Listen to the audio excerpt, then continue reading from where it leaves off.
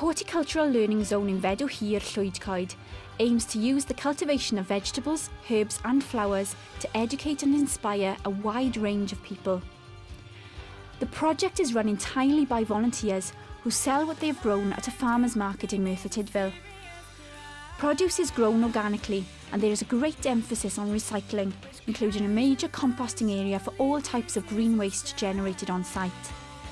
The zone has had a beneficial effect on the individuals taking part.